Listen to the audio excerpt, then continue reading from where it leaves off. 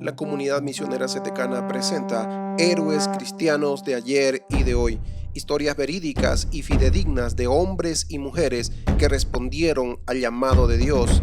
Héroes cristianos de ayer y de hoy relatan las emocionantes y conmovedoras historias de hombres y mujeres comunes cuya confianza en Dios realizó hazañas extraordinarias en su reino y para su gloria. Lo dejamos con esta emocionante historia.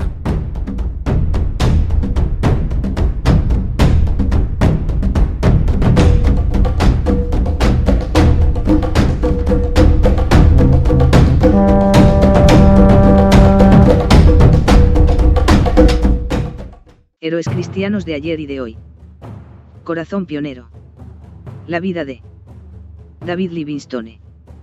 Por Janet y Geoff Benge. Capítulo 6. Por fin, Kuruman.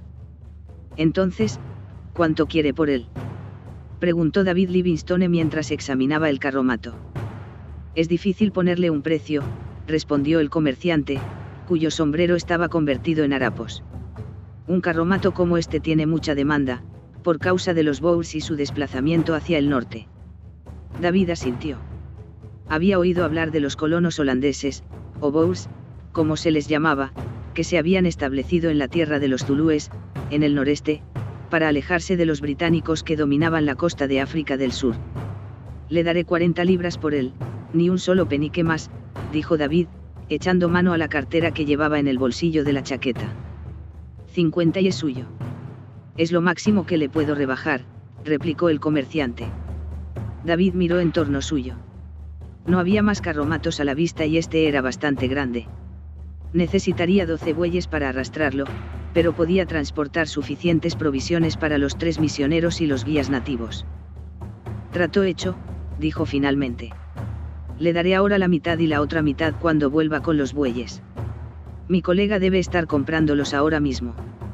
El comerciante aceptó. Entonces se dirigen hacia el norte, ¿no es así?, interrogó el comerciante, pero supongo que no irán a incorporarse a los Boers. Usted tiene un fuerte acento escocés, si no estoy equivocado. Tiene razón. Para más señas, soy de Glasgow. Me dirijo a la base misionera de Kuruman, respondió David. Ja, intervino el comerciante, secándose la frente con un pañuelo sucio. De modo que usted es misionero, no es ACI. Bien, tenga cuidado por ese camino. Ya no es tan seguro como solía. Los Boers se han trasladado a la tierra de los zulúes. Se enfrentaron pistolas a lanzas y los zulúes no pudieron mantenerles a raya. Ahora los zulúes se han trasladado más cerca de la costa y han desplazado a otras tribus fuera de sus tierras. Este conflicto entre los zulúes y los Boers es una caldera que está por hervir, y si no el tiempo lo dirá. Los ingleses piensan que se han deshecho de los Boers, pero no sobrevendrá ningún bien si se les arrebata la tierra a los nativos, señaló con el dedo a David y añadió, guárdese de no quedar atrapado en medio del conflicto. Será un negocio desagradable cuando reviente. David asintió. Había oído hablar bastante acerca de los Boers y de su avance por las tierras del interior de África del Sur. Y aunque admiraba su determinación y su coraje, no le parecía bien su forma de colonizar tierras pertenecientes a tribus africanas. Lo que el comerciante decía tenía pleno sentido. Solo era cuestión de tiempo hasta que el odio a los Boers se transformara en un derramamiento generalizado de sangre. Gracias por el consejo. Volveré pronto, dijo David al comerciante después de entregarle 25 libras. David anduvo por la laberíntica calle que se transformaba en mercado todos los miércoles por la mañana. Esta era la tercera semana consecutiva que él y William Ross buscaban carromato y bueyes. Reunir las provisiones para el viaje a Kuruman les había llevado 5 veces más del tiempo previsto. Al menos, ya contaban con un carromato. Por aquí, dijo William Ross. ¿Qué te parecen esos? David miró en la dirección que William Ross le señalaba. Atados a un poste había 3 bueyes de los más robustos que jamás había visto. No se parecían a los animales que se solían ver en Escocia. Eran corpulentos, con cara de pocos amigos y cuernos retorcidos, pero planos, en la parte posterior. El dueño dice que tiene 12, dijo William. ¿Qué te parece? Me parecen buenos, dijo David. Con tal de que los otros sean grandes y fuertes, ¿cuánto pide por ellos? 3 libras por cada uno, respondió William Ross. Entonces comprémoslos, dijo David. Yo he encontrado un carromato bastante bueno, que precisa 12 bueyes para ser arrastrado. Parece que por fin estamos en ello. Al ritmo que íbamos llegué a pensar que tendríamos que quedarnos aquí hasta la primavera. David hizo una mueca. Por fin, todo se va perfilando. Los 2 misioneros guiaron el carromato y los bueyes a la casa de huéspedes en donde se alojaban en Puerto Elizabeth.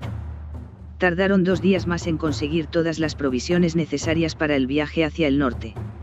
El reverendo Maafat le advirtió a David que les llevaría unos 2 meses cubrir el trayecto hasta Kuruman, de manera que se aseguraron de comprar suficientes alimentos para el viaje. Compraron queso, tocino salado, café, té, frijoles, harina y azúcar. También adquirieron catres para dormir. Los Ross instalaron el suyo en el carromato. David usaría una pequeña tienda de campaña. Por fin, la mañana del 15 de mayo de 1841, el grupo estuvo listo para partir de Puerto Elizabeth. David deseaba grandemente dejar atrás todas las huellas de la civilización y penetrar en las espesuras de África. 1 hora después, su anhelo se había cumplido. Puerto Elizabeth quedó atrás y la vastedad del continente africano se abrió en todas las direcciones. Los 3 africanos que habían contratado para guiarles caminaban al lado del carromato, señalaban cosas interesantes y denominaban con nombres bantúes a los antílopes, gacelas, jirafas y búfalos de agua. África era todo lo que David Livingstone había imaginado y aún más. Los altos pastos, los árboles de formas fantásticas, las colinas de color violeta en la distancia. David sintió que él había sido creado para esto. Cuando acamparon la tercera noche, escribió en su diario, me gusta muchísimo viajar. Se respira mucha libertad en las costumbres africanas. Armamos la tienda, encendemos el fuego, etc., donde bien nos parece, caminamos, montamos o conseguimos gran abundancia de toda clase de caza, según nos sentimos inclinados. Pero nos topamos con un gran problema, no podemos leer o estudiar si nos apetece. La razón por la que David no podía estudiar ni leer cuando le apetecía es que había cedido el carromato a los Ross para que se relajaran. Como ya no podía soportar sus quejas, prefirió caminar junto a los guías africanos o montar sobre uno de los bueyes. Por supuesto, esto le impedía leer o estudiar, lo cual podría haber hecho sentado en el carromato. Con todo, eso era mejor que escuchar las continuas quejas de sus compañeros. El grupo cruzó grandes ríos durante su recorrido, entre ellos el Orange, lo que provocó un ataque de pánico en la señora Ross. Mientras David lo vadeaba, con el agua hasta el pecho, para tranquilizar a los bueyes y guiarles hasta la ribera opuesta, volvió a preguntarse cómo iba a poder entenderse con aquellos misioneros de terraza. El viaje progresó lentamente. Kuruman estaba a casi a 1000 kilómetros de Puerto Elizabeth. Cada día cubrían una distancia de 16 kilómetros por un terreno pedregoso. Gracias a Dios, como era invierno, la estación seca, no hubo lluvia que frenara el viaje. Poco a poco, fueron consumiendo sus provisiones. Complementaban el alimento de que disponían con piezas de caza, lo que les proporcionó muchas comidas deliciosas a lo largo del viaje. Cada 150 kilómetros, aproximadamente, pasaban por una base misionera. Primero fue Somerset East, luego Coulsbag, Fillipolis, y Ciudad Griqua. En cada base, eran bienvenidos y se les proporcionaba, según sus posibilidades, comida y bebida necesarias para proseguir el viaje. A medida que se acercaban a Kuruman, el paisaje comenzó a cambiar. Había menos árboles y más arbustos espinosos. Las cuencas de los ríos estaban secas, el aire más enrarecido, ya que iban ascendiendo poco a poco de una meseta a otra según avanzaban hacia el interior. Sentados ante el fuego, una noche, David intentó registrar las cosas que iba viendo. Recogía muestras para enviar a su amigo, el profesor Owen, del Museo Hunteriano de Londres. Le hubiera gustado describir con más detalle lo que veía. Ningún naturalista se había aventurado tanto por el interior de África, así que David hacía lo que podía por ayudar al profesor Owen a captar las maravillas del paisaje. A cualquier lugar que miraba veía algo nuevo, nunca soñado. Vio serpientes deslizarse detrás de las rocas, escorpiones correr por el polvo, arañas de color tejer grandes telas durante la noche y legiones de hormigas recoger cualquier alimento que hubiera quedado insensatamente sin guardar. Finalmente, el 31 de julio de 1841, David Livingstone captó la primera vista de Kuruman, la base de misión más remota en África. Kuruman había sido establecida por el reverendo Maafat hacía casi 20 años.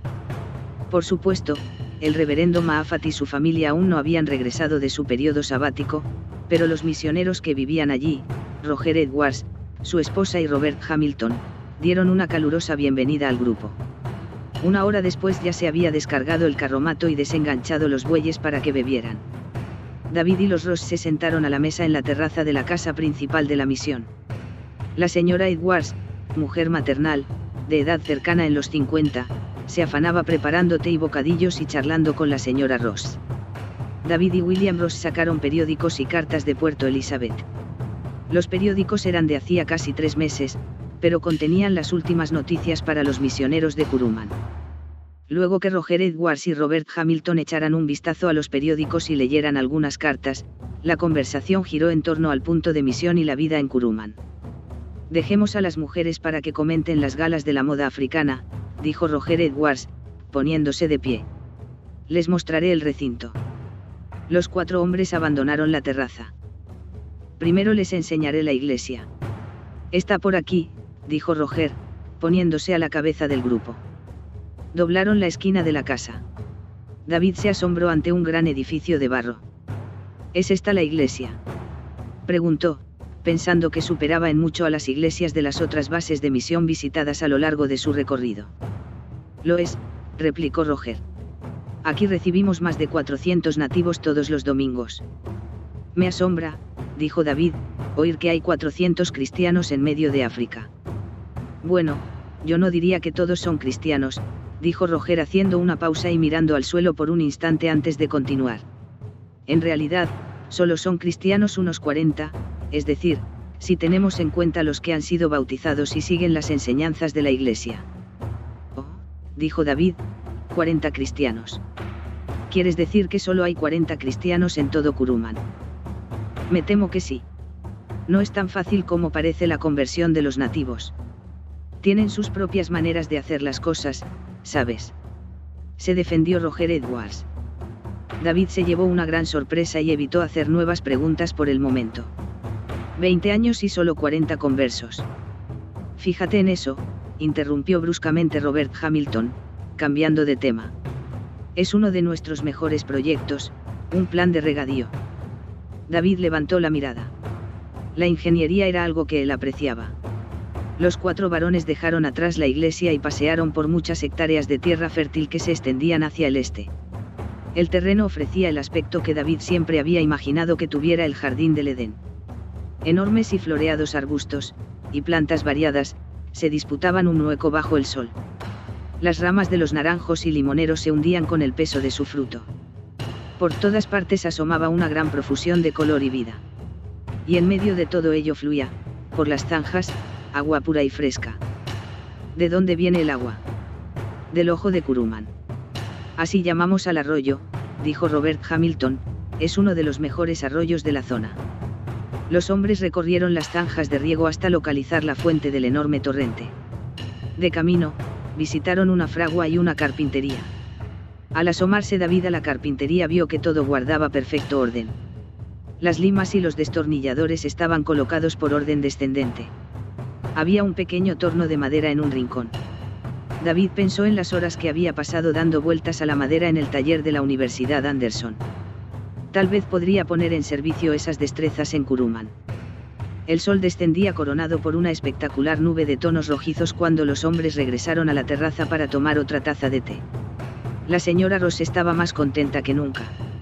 Se deshacía en alabanzas por el juego de té de porcelana desplegado sobre la mesa y bombardeaba a la señora Edwards con interminables preguntas acerca del precio de los alimentos, y que podían o no preparar los cocineros. Después del té, David se alegró de librarse de tanta cháchara y retirarse a la quietud de su habitación. Al cerrar la puerta, cayó en la cuenta de que estaba solo por primera vez después de muchas semanas. Se sentó al borde de la cama y puso a un lado su bolsa. La abrió y sacó su diario. Asentó un tintero con tinta de la India sobre el borde de la cama y sumergió la punta de la pluma. ¿Pero qué podía escribir? Debía registrar el encuentro con los Edwards y Robert Hamilton. O la primera impresión que le causó Kuruman, el sistema de riego, la bien construida iglesia y el impresionante taller de carpintería. En última instancia no escribió acerca de ninguna de estas cosas. Anotó el número 40. Desde el momento en que David oyó que solo había 40 cristianos practicantes en Kuruman, sintió inquietud. Apretó el extremo de la pluma contra su carrillo y reflexionó. Muchos decían que el reverendo Maafat era quizá el misionero más famoso y exitoso que había puesto pie en África. Con todo, solo había logrado 40 conversos en 20 años. Lo que significaba 2 conversos por año. David miró fijamente la pared de su habitación. Él tenía 28 años y no esperaba ser tan buen misionero como el reverendo Maafat. Pero, aunque lo fuera, cumpliría 48 años antes de conseguir 40 conversos propios. Este pensamiento horrorizó a David. Él había llegado a África para marcar una diferencia y dejar huella, no para quedarse en un rinconcito y ser seguido por un puñado de conversos hasta su ancianidad. Entonces, un pensamiento de claridad meridiana le invadió. Se dio cuenta de que vivir en Kuruman y trabajar con el reverendo Maafat no era para él. Los fuegos de 1000 aldeas no exploradas ni visitadas ardían al norte de Kuruman y David tenía que encontrar una manera de llegar a ellas. A partir de ese momento, David Livingstone supo que cada día que se retrasaba su viaje hacia el norte era un día perdido.